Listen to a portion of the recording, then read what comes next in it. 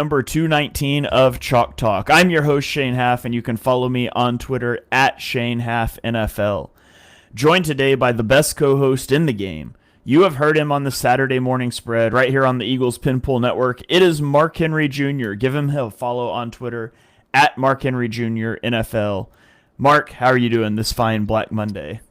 Weird story, Shane. Today, I don't know what happened. I was moving too fast, trying to get my dog outside in the morning. I think I might have broke a knuckle on my hand, on my door, getting it caught in my door. Nightmare morning. Hand is throbbing. Haven't gotten a chance to go to CVS yesterday. So I'm playing through the pain. Justin Herbert's got a cast on his hand. He's playing through it. They don't talk about, podcasting with a broken hand the way they do playing quarterback. Some would say even harder. See, this is just a classic mistake, Mark. This is why you have to rest your dog door openers in Week 18. So you're prime, you're ready to go in the playoffs. Now we got a podcast with a injured knuckle. It's a shame. You really should have managed that better. Yeah, I mean, some would say, I was fighting for positioning, and we lost anyway. In the paraphrased words of Ben Johnson, we don't rest. Some teams rest door openers. We open the doors. I wish I had a better story. It was I was just moving too fast in the morning. Unbelievable. Yeah, you should make up a better story, by the way, but that's neither here nor there. So, going to be a little bit different show today. We are not going to recap all of the meaningless Week 18 games. There's 6 games that we're going to talk about that impacted who made the playoffs or impacted seeding. Then we are going to talk coaching carousel. As of the time we clicked record, there are 6 jobs that are open right now. So we're going to talk about those, rank them in order of most desirable, and then we're going to briefly preview all 6 Wildcard Weekend games. So if you're watching live, be sure and drop comments. We'll interact. I'll throw some of them on the screen. I'll message back to some of them, but we're going to dive in here and try to quickly move through Week 18 so we can spend a little more time on preview. But we'll start on Saturday, where both of the games were important for playoffs. First, you had Carolina traveling to Tampa Bay, and if Carolina wins, they're in the playoffs. If they lose, then it's up to the Falcons. And this was the most fitting possible end for this division. Tampa Bay wins, which puts the fate of the playoff spot in the hands of the Falcons, who were eliminated a month ago from playoff contention at 4-9. Then the Falcons won, which means the Panthers get into the playoffs by losing a game and ending the year with a losing record, a 3-way 8-9 tie in the NFC South.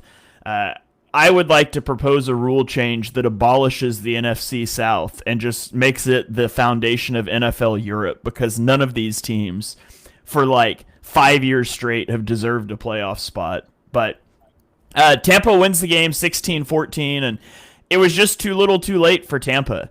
Their defense showed up and played well. They held the Panthers to 19 rushing yards on 14 attempts.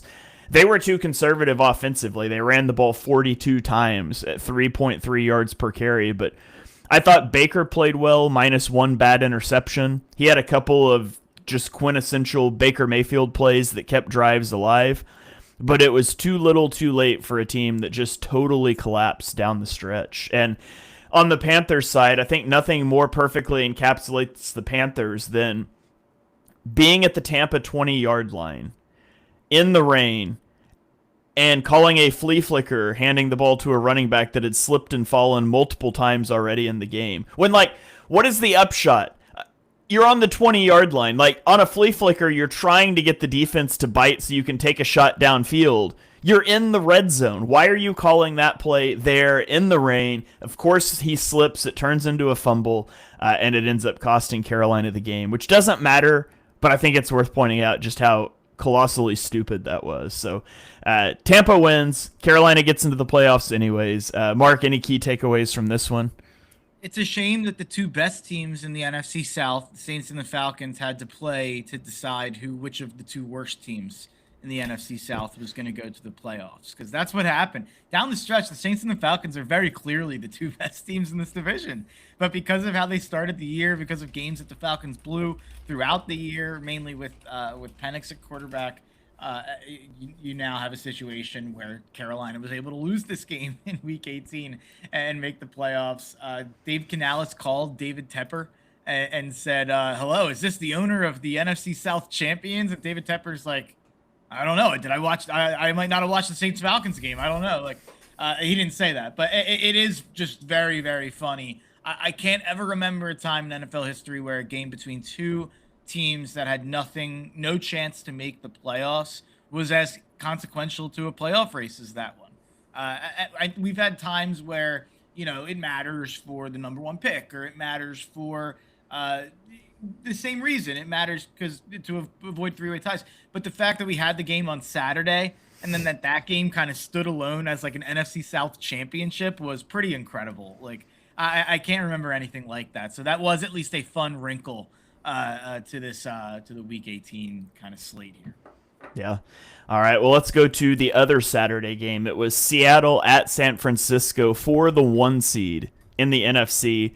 Seattle wins the game 13-3, and the 49ers entered the game having scored an average of 36 points per game over their last 6 games, and they were eaten alive by the Seahawks defense. They only had 10 running back carries for 3.2 yards per carry. They held the 49ers without a touchdown. And San Francisco was driving down 13-3 when a second and goal pass behind Christian McCaffrey went off his hands and got intercepted. And Seattle took 8 minutes off the clock on the ensuing drive before missing a chip shot field goal. But the game was basically over at that point. 2 possessions, 2.5 minutes left. Seattle's run game was good in this one. Zach Charbonnet had 17 carries for 74 yards and a touchdown. Kenneth Walker had 16 carries for 97 yards. Both were productive through the air, and they combined to force 17 missed tackles. Sam Darnold's stat line looks good in this game, 20 of 26 for 196 yards.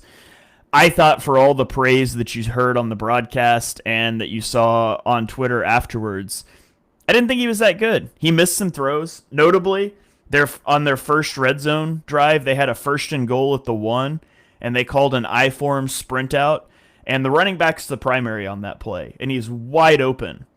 And Darnold just doesn't throw it to him, an 8 and 11-yard sack, and they ended up having to settle for a field goal. And so I still have questions about Darnold. He didn't implode. He managed the game, but I thought he left some meat on the bone still despite that. And he did make some good plays later in the game, so we'll see. We'll wait 2 weeks and see who they draw and see how Darnold shows up in the playoffs. But regardless of what you think of Darnold, he did become the second quarterback in NFL history to win at least 14 games in consecutive seasons. Tom Brady did that in 2003 and 2004. So, Tom Brady, Sam Darnold, just buddies there on a great trivia question one day. Thoughts from Seahawks 49ers? Sometimes I think about kind of a twist I can have on the game, and this could kind of take place in the wildcard preview section for Eagles 49ers as well, but it's very funny to tie it into this part of it because I've been pretty clear on the show that I've been pretty worried about San Fran, especially if they were able to win that game against Seattle. But in general, I was worried about San Fran as a potential Philadelphia Eagles opponent. But I am sort of getting similar vibes to a team last year that went 14-3 and had to play a game in Week 18 to determine if they could be the 1 seed or determine if they were going to go on the road in round 1. And that team was the Minnesota Vikings, quarterbacked by Sam Darnold. And now on the other side of the field, you have the San Francisco 49ers. Very similar game, by the way, to that Lions-Vikings game from last year. Low scoring, was kind of close for a long way. I think the Lions ended up scoring more at the end than Seattle did, so it ended up being more high scoring than that. But this was... I'm getting similar vibes to this 49ers team and how they just closed the season, even counting the win against Chicago, giving up 38 points there, almost kind of giving up the lead that they had in that game to lose that game at home. And you look at the opportunity they blew to have a home path all the way to the Super Bowl. I get similar vibes to the way that the Vikings flamed out in the playoffs last year. I was nervous about San Fran. I've kind of been not wanting them as an opponent. I hate to be biased. I hate to be a homer. This is an NFL show. We don't talk much Eagles on here. I feel pretty good about San Fran and the way that they're trending coming into this playoff game. And you look at how Seattle was able to hold them on defense. I think that obviously Vic Fangio knows the blueprint at this point, and Shanahan. I don't know if this is true. I saw this on Twitter. I didn't fact check this. Maybe Shane could. Shane will tell you. Sometimes I'll have a thought and I'll DM Shane and be like, hey. Can you do the numbers on this? Can you run this for me? But has Shanahan never scored 15 points against Vic Fangio defense? I saw someone say that on Twitter, and that seems crazy to me. But I guess maybe they wouldn't have played that many times. Fangio was in Denver for a while there when Kyle was in San Fran. Fangio would have been in Chicago when Kyle was in Atlanta. I don't know if that's counting when Shanahan was a coordinator or just as a head coach, but I did see some stuff out there that Fangio's done a really good job against Shanahan. Did not fact check it, as I just said. But one more layer on this game, and we all know that the problems with San Fran's defense. I think Seattle scoring 13 was a little bit of an anomaly. How many did they go for it on fourth twice and not get it? What was it? No, only 0 for 1 actually. It was San Fran who's 0 for 2, but. They went for it on fourth in the red zone early and did not get it. I felt like they had 361 yards. Usually you're going to score more than 13 points with 361 yards. I felt like they could have scored 27 points in this game. And you look at how Seattle was able to run the ball. Seattle has not been consistent at being an efficient running offense.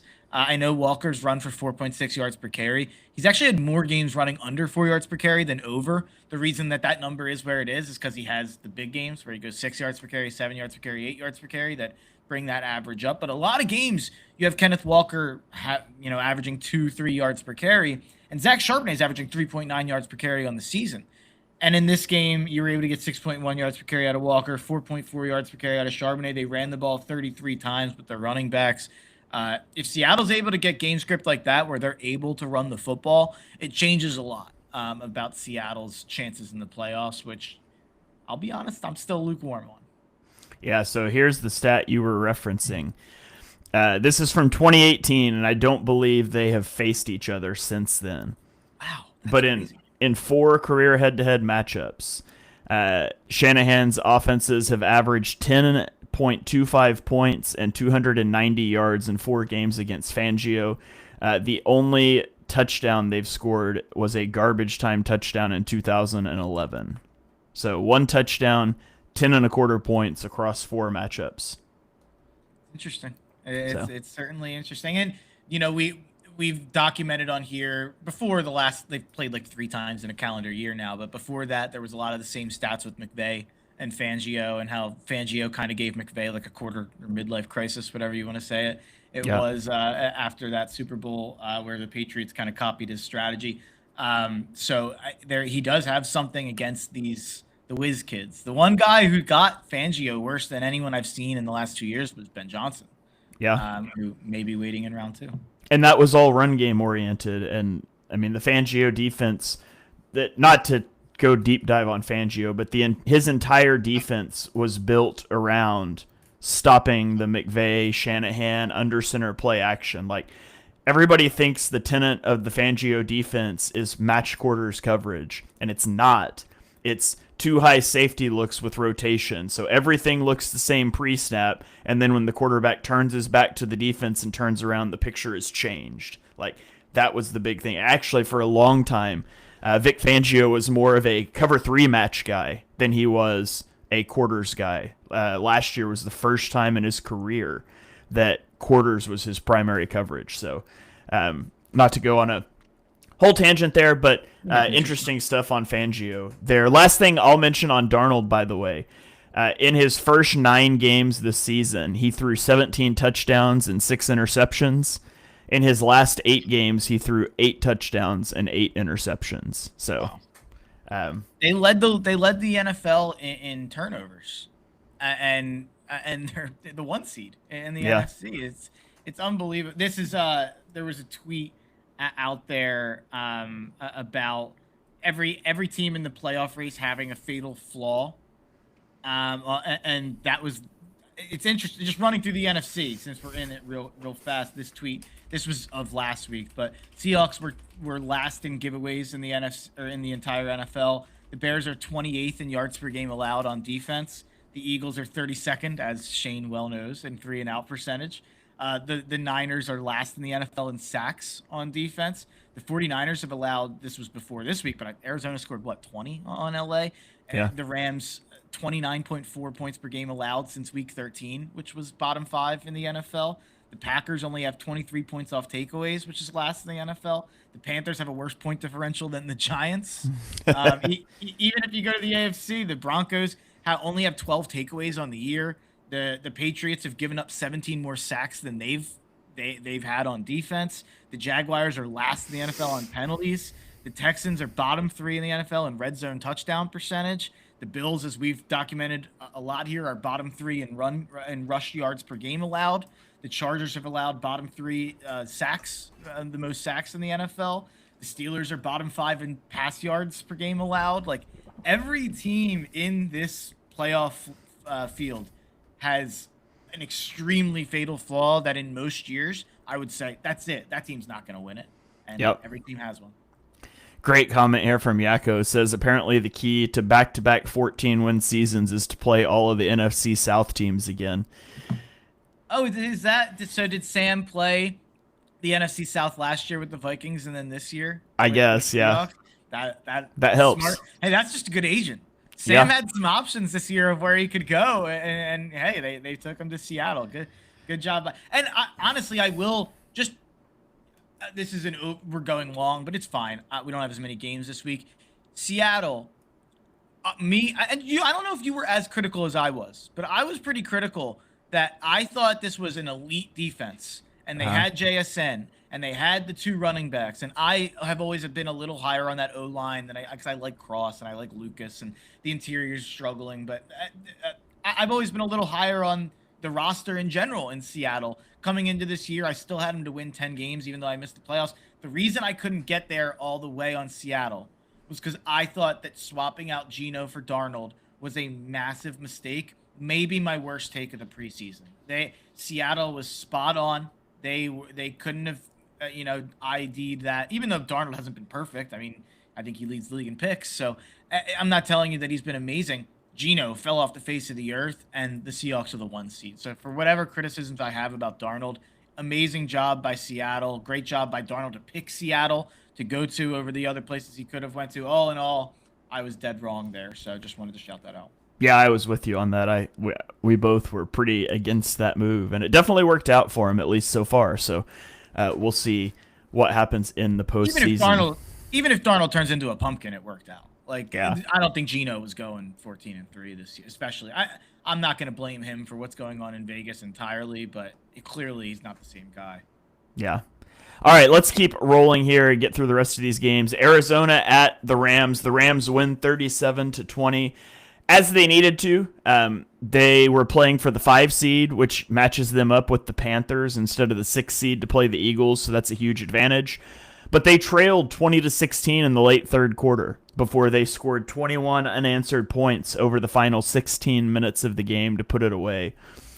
Stafford did bounce back after a terrible Week 17 game. He threw 4 touchdowns. Kyron Williams and Blake Corum combined for 119 rushing yards on 25 carries. Also had 31 total receiving yards on 4 receptions.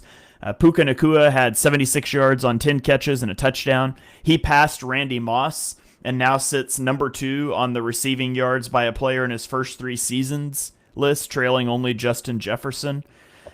He also gained 39 yards. That'd be insane. 39 yards. He gained 3.9 yards per route run this season, second only to Tyreek Hill's 2023 season. So, offense at times firing on all cylinders, but at times it goes kind of dry like it did for the first 3 quarters of this game and it did in Week 17. We'll see how they're sorted out in the playoffs. On the Cardinals side, I'll just shout out Michael Wilson had 99 yards and a touchdown on 5 catches, which put him over the 1,000-yard mark. So shout out Michael Wilson. Any thoughts on this game? Yeah, the Rams, I guess I'll just say I'll put this game aside. It did take a little while for the Rams to kind of stretch this lead out. It was way too. They were down 20-17, I think, pretty late in this game, or 2016, whatever it was. But if you're the Eagles, let's say I'm trying to think of when the games are this weekend in comparison. So the Eagles play at 4, and they have one NFC game after them and one before them, right? If I'm not mistaken. No, it's two NFC games on Saturday. Them. Gotcha. Yeah. I mixed it up. So both are before them. Let's say that the Rams win the first game. We all assume that they're a 10.5-point favorite, much bigger favorite than any of the home teams, by the way. The biggest home team is a 3.5-point favorite. The Rams 10.5-point favorite on the road. But if you're the Eagles, you're sitting at home and you have to imagine you're going to win. You have to imagine you're going to beat the 49ers. You have to think like that. Are you rooting for the Bears or Packers on Saturday night? If the Packers win, it means the Rams are coming to Philly. Mm-hmm. If the Bears win, and assuming the Eagles win, it means you're going to Chicago. Would you rather go to Chicago or host the Rams in Philly? I think it's a really interesting hypothetical. Yeah, it's a toss-up because I think being at home is huge in the playoffs, but I think I'd much rather face the Bears than face the Rams. Yeah, I mean, Vegas agrees with you. The Rams are like a darn near the favorite, right behind Seattle to win the conference, and Chicago is 10-1, plus 1,000 as the 2 seed. I don't know if I've ever seen that. Like with the Titans, with Vrabel and Derrick Henry and Tannehill, like even they got more respect back in the day as a 1 seed. The Bears being that big and barely favored against Green Bay this week, -1.5. So, yeah, we'll talk a little bit more about that in the preview. Yeah. All right. Well, let's keep rolling. Chargers at Denver. Denver wins 19-3. They secure the 1 seed over the Chargers backups. So not much noteworthy here. Trey Lance was effective as a runner, but bad as a passer. He threw a pick 6 in the first quarter. But you guys don't need to hear me talk about Trey Lance. The thing I'll mention from this game is the Denver offense never found the end zone in this one. They kicked 4 field goals, and the defense scored a touchdown. Bo Nix had more rushing yards than passing yards in the first half, 43-38. And Denver had 7 drives with 1 or fewer first downs. Bo Nix averaged 1.2 air yards per attempt against the Chargers, which was the second lowest of any quarterback in any qualifying game this season. And he was also pressured on 40.6% of his dropbacks. The last 2 weeks going into this one, Denver's offense looked bad, and it raised some major question marks. They were bad in this game, and the questions continue to mount. They've got the 1 seed. They've got a week to rest. They obviously Mile High is a huge home field advantage when it comes to, not just January football, but any game. But I think it's fair to have major question marks about Denver. The thing about Denver, they have this bye. The 2 teams they can't play in round 2 are the 2 teams I would say are scariest to Denver in New England and Jacksonville. Jacksonville went in there and beat the crap out of them. If I'm them, I don't want to face Drake May and get into a shootout with Drake May. So you have 4 teams that you can see in round 2 if you're Denver with a chance to go to the AFC Championship. You can see the Pittsburgh Steelers, who I think you feel pretty good about if that's what breaks out. You can see the Houston Texans, who are good, but I think kind of a worse version of the Broncos. And Denver would have to feel pretty good about that matchup. You could see the LA Chargers, and if you're Denver, you feel pretty good about that O-line going against them with that D-line. Or you could see the one team that I think Denver doesn't want to see, and that's Buffalo.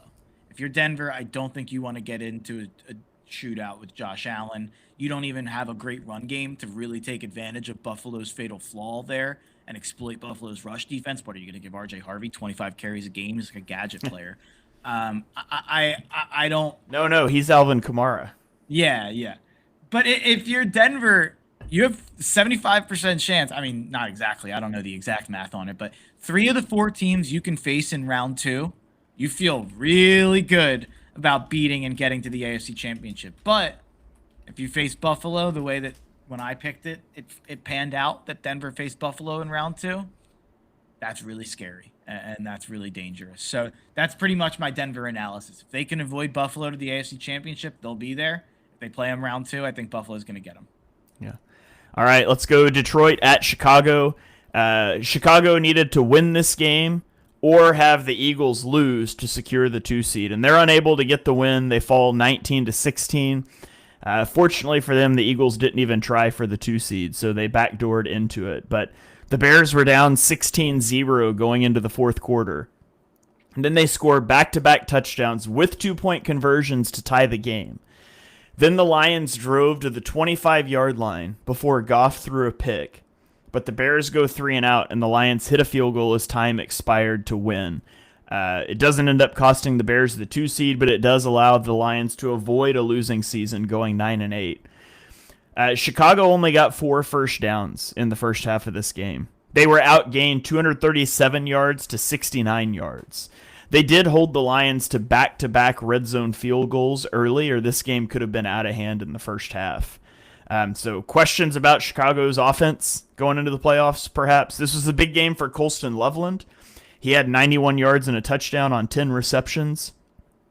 Caleb Williams became the single-season passing leader for the Bears. He ended up with 3,942 yards, and so he missed the 4K mark by 58 yards, but he is the Bears' single-season passing leader now, and the Bears end up with the 2 seed. Takeaways for this one, Mark?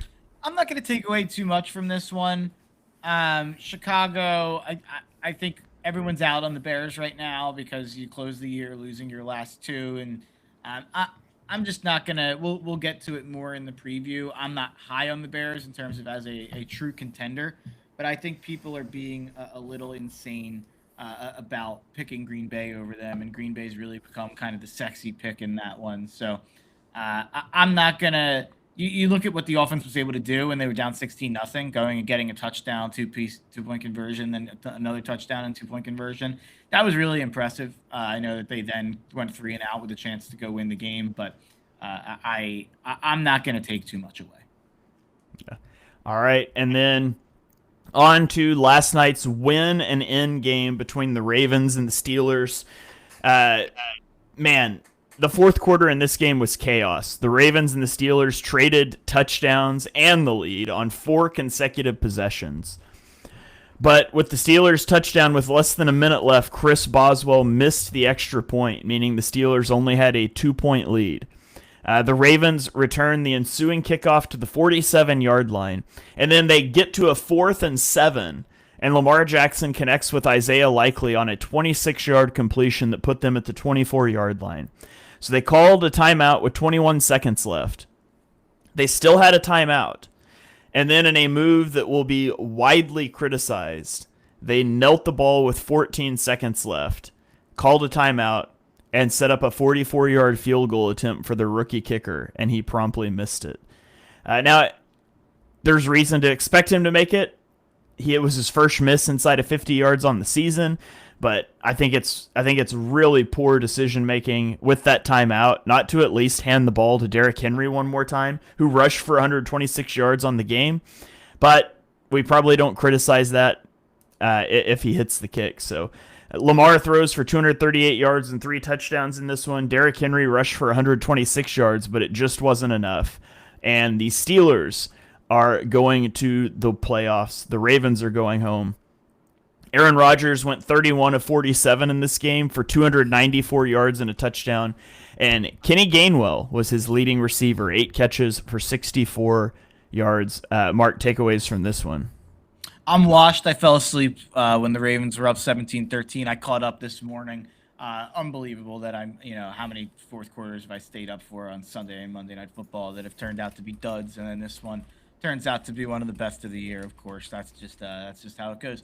I wish Baltimore would have won. I think Baltimore-Houston's a much more interesting game than Houston-Pittsburgh. Lamar looked like he was in third gear the entire game. It did look like he played a lot better towards the end of the game, and really they just opened it up for him a bit more at the end of the game. Seems like they just wanted to run the ball for most of the time. But It's unbelievable that Pittsburgh went 10-7. It's unbelievable that that Harbaugh doesn't find a way to win this game. I think Harbaugh should be fired. Doesn't appear that he will be. I mean, what is this, like his 94th fourth quarter lead that has been blown in the last 2 seasons or something like that? Point. Yeah. So, all right, that is the relevant Week 18 games. Now we're going to talk briefly about the coach openings, and then we'll get into some preview stuff. So, as of right now, there are 6 jobs open.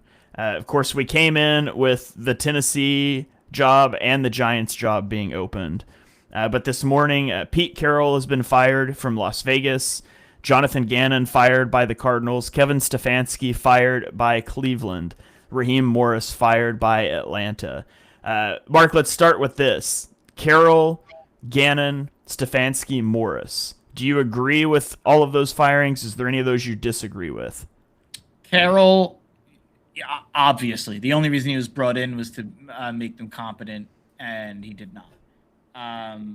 Raheem Morris, absolutely. That was the right firing. Had to be done. Had to clean the entire house. Gannon, that was the right call. Had to be done. Had to clean the entire house. By the way, would argue all 3 of those were clearly awful hires at the time they were hired. I agree on all 3 counts there. Pete, I was a little more. I thought that they did need to just become competent, and I thought maybe he could do that. He did not. That was an awful hire. I defended it a little bit at the time. But Cleveland Stefanski should not have been fired. Everybody's going to say that. And, I do understand sometimes it's time to move on. But I don't think that was necessarily the time in Cleveland for that. It's only been 6 years. And it seems like he's going to be hired by the Giants pretty quickly. It seems like that's going to happen, or at least he's going to be a candidate for all the jobs. But it seems like he prefers the Giants and the Giants prefer him. So I would guess that that's the direction that they go. Man, I'm over here just really hoping that ridiculous report from a month ago about Kevin Patullo being a candidate for the Giants job becomes real, because I need him not only off my football team, but I would love for him to go be the head coach for a division rival so they can just continue to be inept. But okay, so I'm with you. I agree with the 3 you agree with. I think that Stefanski's kind of scapegoated. I've said all along my biggest fault with Stefanski is not making it work with Baker Mayfield, and that was so long ago at this point that, like, I don't know that you fault him for what's happened since with the guys that have been brought in. So let's rank these jobs from least desirable to most desirable, or vice versa, however you want to do that, and just kind of talk about the situations there. So do you want to go least desirable or most desirable first? Let's start with most desirable, because I think it's a bucket of the first 2 jobs for me. Okay. I think there's a clear top 2. Agreed. To me, I'm going New York and Vegas as Agreed. the top 2. New York, you have Dart. I don't know if I'm that big of a believer in Dart. At least there's something to work with there. Yeah. And you have the high pick this year, and I do think that there is some young pieces to be excited about. Abdul Carter, Ken Scadaboo is a running back who might not have a long track record, but he's there. Malik Neighbors is there. Wan'Dale Robinson actually just had a really good year this year. Theo Johnson, nice young player who had a pretty good season in a bad situation. So there are pieces to be excited about in New York. I'm blanking on the one name that I'm trying to remember, but more pieces to be excited about in New York. And then Vegas, not a lot of pieces to be excited about, but the number 1 pick, Ashley Jency and Brock Bowers. That's all you have. Everything else is, nothingness. Whatever you get for trading Max Crosby. Yeah, and whatever you're going to pick up for Crosby. Which should be sizable. It seems like Stefanski's going to the Giants. It also seems like Flores might be going to the Raiders. It seems like Brady wants Flores, and that I will say I don't love the hire, but if you're a team that's going to try to get by without having elite talent or even passable talent on defense, Brian Flores is the best candidate for that, to turn bad or average talent into average or good production from a defense. His job in Minnesota is better than I can ever remember a coordinator job being last year. Yeah, I've got Giants number 1. They're the most desirable job, in my opinion. Joe Shane still being there is a negative because I think he's bad. But you have Dart, who I don't believe in. I do not believe Dart will get a second contract in the NFL. His play style is self-destructive and he doesn't care, and I just don't think he's long for the league. But he is exciting and he's going to make you competitive right away. And so that's job security, right? Like, you can't be faulted for a quarterback getting 7 concussions in the next 3 years when he just refuses to accept that coaching, and then it's like, well, now we don't have a quarterback. That's not really on you. So he's going to make you competitive in the short term, which is job security. I don't think he's long term going to be there, but it buys you time. They have Malik Neighbors. They have a talented front 7. They get the 5th overall pick in the draft, which hypothetically you could trade down with, although in reality, that's not ever guaranteed. That's going to be harder to do because Tennessee is sitting ahead of you with the number 4 pick, and they're not going to take a quarterback. So the draft haul would go to 4, not 5, more than likely. But I think this team could be competitive quickly. And so they're number 1 for me. The Raiders are number 2 for what you mentioned. The number 1 pick, you can go get a quarterback. If you don't like one, you can do what the Bears did and trade back and get a ton of picks for a future draft. You still have Genty and Bowers. You could make the free agent play. So those are my top 2. Number 3 team for me is Tennessee. And a lot of this depends on how you feel about Cam Ward, and I am not necessarily on board with Cam Ward. I wasn't super high on him, but if you're a coaching candidate who believes in Cam Ward, everything is going to be about building around him and developing him. But the upshot is that you have the number 4 pick in the draft that you are not going to spend on a quarterback. And so you do have the ability to trade back and amass a bunch of capital and really kind of overhaul this roster quickly. So that's where the Tennessee Titans are probably number 3 on my list. I think you can make an argument for Arizona in that they have the number 3 pick, but I think Kyler is gone. I don't think they have solutions at quarterback, and so that's more of an overhaul there. But Tennessee and Arizona are 3 and 4 for me. What about you? I went Cleveland at number 3. Cleveland's actually pretty clearly number 3 for me above the next 3, just because you have the extra pick from Jacksonville, so you have 2 first-round picks. You have a high pick yourself. You can talk yourself into a year of cheap Shador and tanking again a little bit. You can still be bad that first year as a head coach, and then next year is when you maybe you trade one of those picks in this year's draft for capital next year. And next year is when you're going after a quarterback and you're able to bring in your guy, which is what I think they'll be able to do. And they did pick up a nice couple of building blocks this year in the draft. And this goes for all of them. I'm kind of ignoring organization and front office for all of these because I think they all have tremendous problems in terms of organization and front office. New York, you have, Joe Shane, who's been a disaster.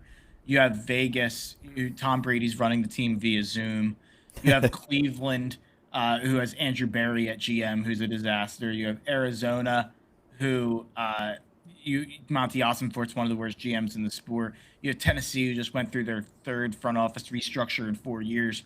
And then you have Atlanta, who is, probably the least problematic organization, but also maybe the worst situation from a football standpoint. So I'm kind of just ranking it from a football standpoint. I went Cleveland 3, and then I went Arizona 4 because Arizona is just a blank slate, and you're going to get 3 years there no matter what because Gannon just did, and he almost got a 4th.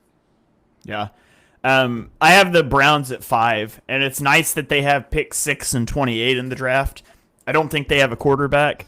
Now, you could argue they could make a power play for one with those picks if they wanted to, but it's just been the complete dysfunction of the organization, which is what really has me lower on them. But I think it's an okay job because of the draft capital that they have. And then at last, we both have Atlanta. The pros for Atlanta, they're in a bad division, so the playoffs are easier to attain. They did cut bait with their GM, so you get a fresh slate. You're going to come in at the same time as a GM, which makes it where, whoever the Giants hire is like clearly going to be below Joe Shane in the pecking order, despite the fact everybody except the Giants owners know Joe Shane stinks. And you don't have that with Atlanta. You're going to come in with somebody new, and so you're on the same timeline, same vision, hopefully. So that's a plus. But QB is probably an issue. Michael Penix Jr. didn't look great this year. He's going to be coming off of a knee injury. They're tight against the cap. They do have some talent, but they're going to lose some guys because of that cap. And then the real thing is they have no first-round pick because of the asinine trade that they made last year to move up and take James Pierce. So Atlanta is the bottom of the list for me.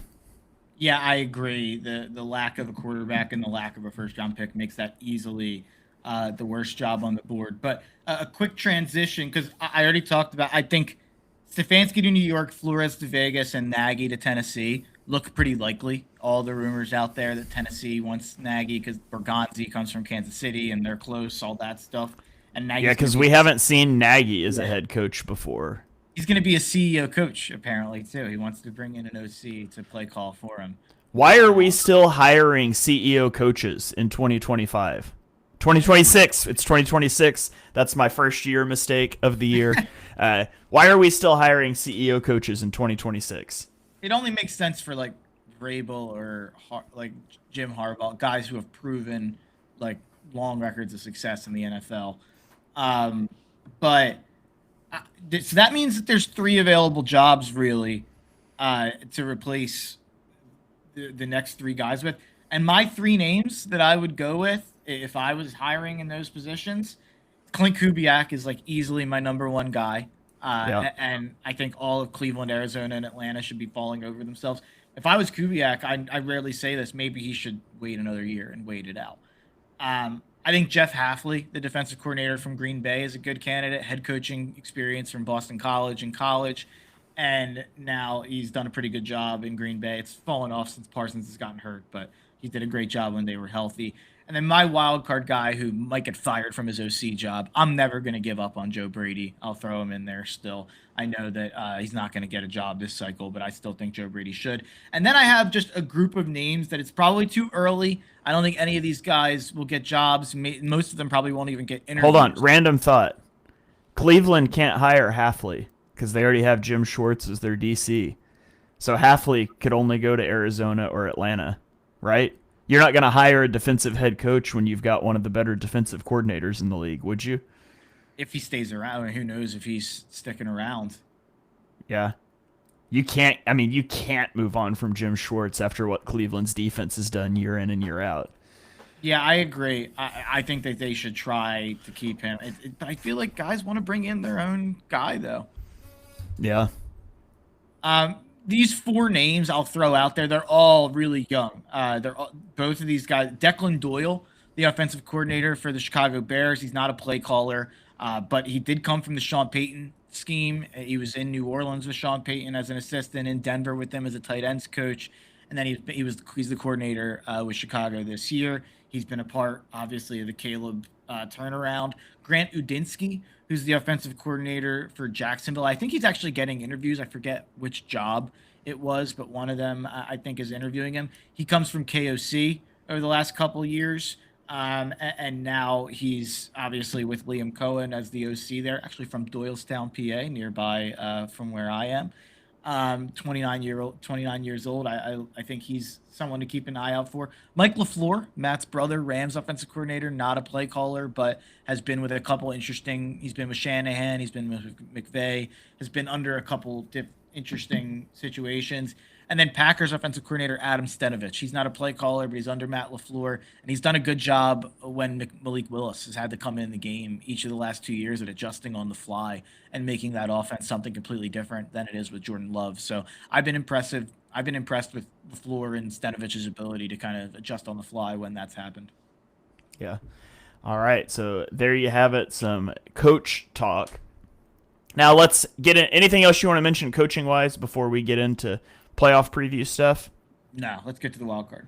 All right, let's go Wildcard Weekend, and we'll just give brief thoughts on each of these games. We're not necessarily much of a preview show, but we're condensed in games, so I would assume we'll recap preview throughout the playoffs again. But First game, 4:30 on Saturday. The number 5 seed Rams go to the number 4 seed Cardinals. The Rams are favored by 10. However, the Panthers beat the Rams 31-28 in Week 13. Stafford turned the ball over 3 times in that game. That said, give me the Rams. They're going to roll in this one. Yeah, 10.5-point favorite. Rams easy. Not much to say on it. It's almost, I'm upset that the Eagles didn't get the 2 seed. But in some ways, if you would have told me all week that the Rams got the 5 and the 49ers got the 6, I'd have been thankful for that because I'm happy that the Rams got the 5 and avoided going on the road to Philly or Chicago.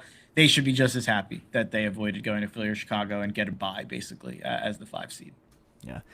Okay, 8 o'clock on Saturday night. This is probably the playoff game I'm looking forward to the most. The 7 seed Packers at the 2 seed Bears. Green Bay is favored by 1.5. Now, they've lost 4 in a row, but really it's 3 because they played backups in Week 18, and really Malik Willis was a starter for a couple of those games too. So we haven't seen Jordan Love play since I think it was Week 16, maybe it was 15. So Jordan Love will be back.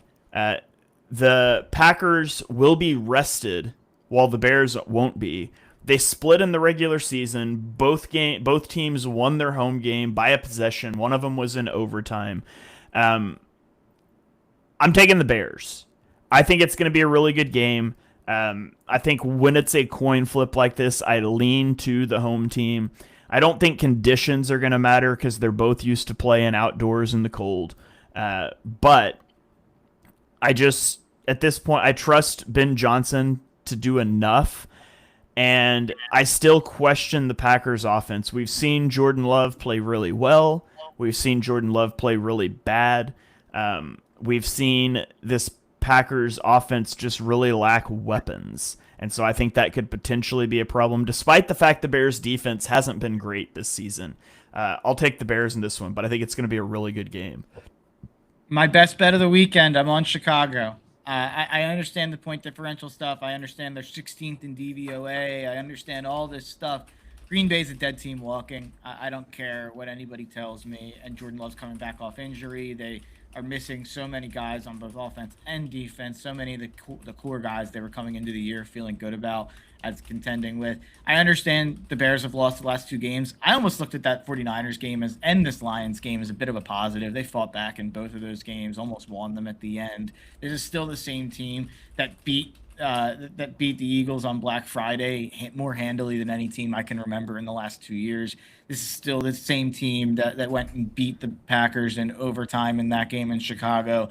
I still think Chicago should be favored by 4 or 5 here against Green Bay. So I like Green Bay, or I like Chicago to get it done and host the Eagles next week.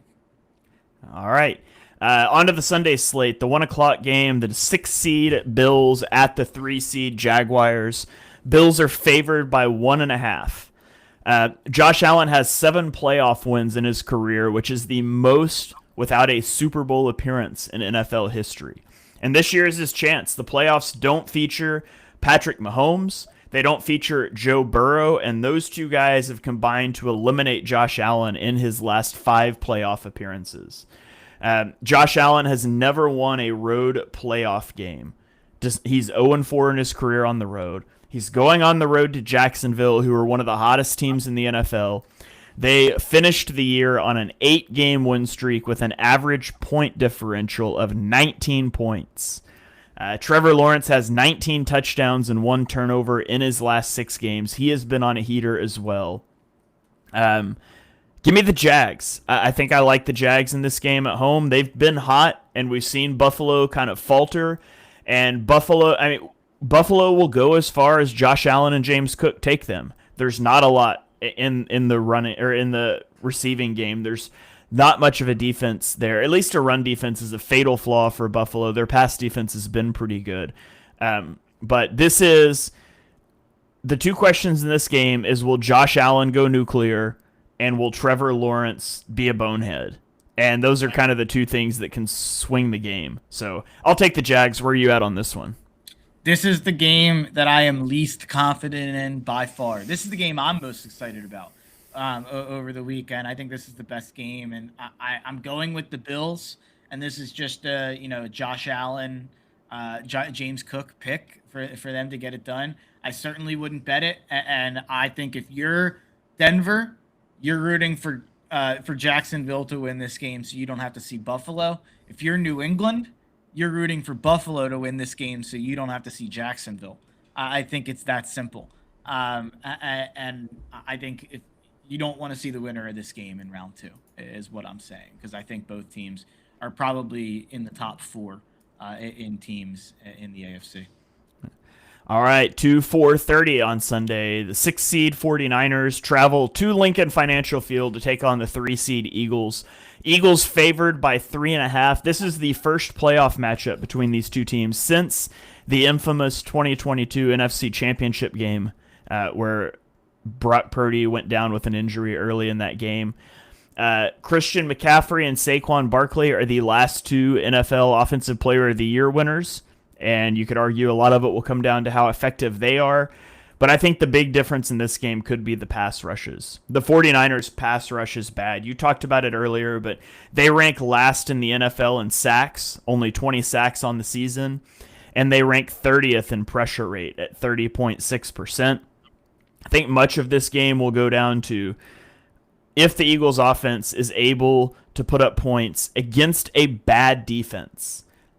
And that's going to decide this game, because I think the Eagles defense will be rested. I think they will play well. You mentioned the Fangio, Kyle Shanahan stat earlier, but I still think you're going to have to put up 21, 24 points to win this game if you're the Eagles offense.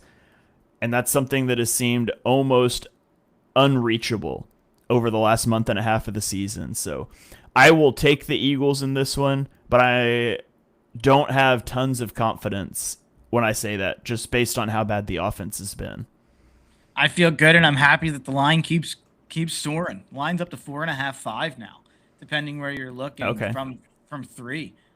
So the Eagles are getting hammered here in the public market, and also by the sharps. It looks like the public and the sharp money's on Philadelphia so far. And some of that could just be overreacting to what we saw from San Fran, but maybe I'm overreacting too, because I think San Fran's dead. I think San Fran had a game on Saturday to decide whether or not they were either going to go to the Super Bowl or lose in the first round. Because I do think if San Fran had a bye this week to get healthy and then 3 straight potential home games, that's a pretty incredible path. But now you have to go to Philly, and then if you win that, you go to Chicago or Seattle. It's a pretty nightmare situation for San Fran, and I think they'll feel it. And I think it's similar to what Minnesota felt last year after you lose a playoff game in Week 18. I think it's hard to get it back up to go out and play another playoff game. Yeah. All right. Then let's go to Sunday night, 8 o'clock. The Chargers at the Patriots. Patriots favored by 3.5. They went from 4-13 last season to 14-3 this season, which is the biggest one-year win increase in NFL history, or it's tied for it at least. Detractors will say they have such an easy strength of schedule, and they're right. They have the easiest strength of schedule since the 1999 Rams. How did that 99 Rams season end up, you ask? Well, they won the Super Bowl. So we'll see how that plays out. The Chargers just have an injury-plagued offensive line. Herbert is going to be under fire all game long, and he's done a good job of mitigating a lot of that pressure this year, but in the back of your head, you think, you know what? Justin Herbert's never won a playoff game. Drake May's never won a playoff game. One of these guys is going to get their first playoff win this season. I think it's going to be Drake May. What are you at on this one? Yeah, I'm on New England. I'm pretty confident in this one. The Chargers just feel like round 1 fodder, to put it lightly. It just feels like, although I will say for the Chargers, this is the best possible matchup for you in that it's not a dominating front of New England, so Herbert shouldn't be as terrorized as he would be in other matchups. But I'm going with New England here. Yeah. All right, and then Monday Night Football, 8 o'clock. The Houston Texans travel to Pittsburgh to take on the Steelers. Texans favored by 3.5. The Texans have won 9 straight games to get here, and their defense is on fire. Their pass rush is dangerous. They have Danielle Hunter and Will Anderson, who have combined for 27 sacks this season. They have well-documented offensive struggles. They are 11-0 this season when their offense scores 20 points. And when they don't, they're 1-5. That said, I think Rodgers is really going to struggle against the pass rush of Houston. So I'll take the Texans here. Yeah, I'm on Houston. Although, again, I'll say if you're Pittsburgh, this is much better than having to go against Josh Allen or Justin Herbert. You lucked out and having to go against Houston. You're hoping if you're Pittsburgh that you can just play an ugly game and you can figure it out at the end, similar to what we just saw. I don't think so, though. I think Houston's defense will be too good. I think it's going to make Aaron terrified all night long. I think it's going to be a similar type of game to Texans-Chargers that we saw last week. So even if it ends up being a little closer, 20-16, 20-17, whatever that was, I still like Houston to get the job done. All right. So you have it. Were we in agreement on all of those games then? No, you were on Jacksonville. So let's just pick it out real fast. So you would have you'd have Denver-Houston in round 2, and you would have New England-Jacksonville in round 2. Who would win those? Denver and New England. And then who goes to the Super Bowl? New England. And then in the NFC, you would have Seattle, LA. Ooh, LA. And you'd have Chicago, Philly. Then you have the same. I have the exact same as Shane in the NFC there, and then I'm going Philly over LA. Philly back to the Super Bowl somehow. I think I'd take LA. That's fair. Yeah, that's totally fair. Unless I see something massively different from the Eagles, I think I'd take LA there. Another question, would you rather go to Seattle or host LA in an NFC Championship?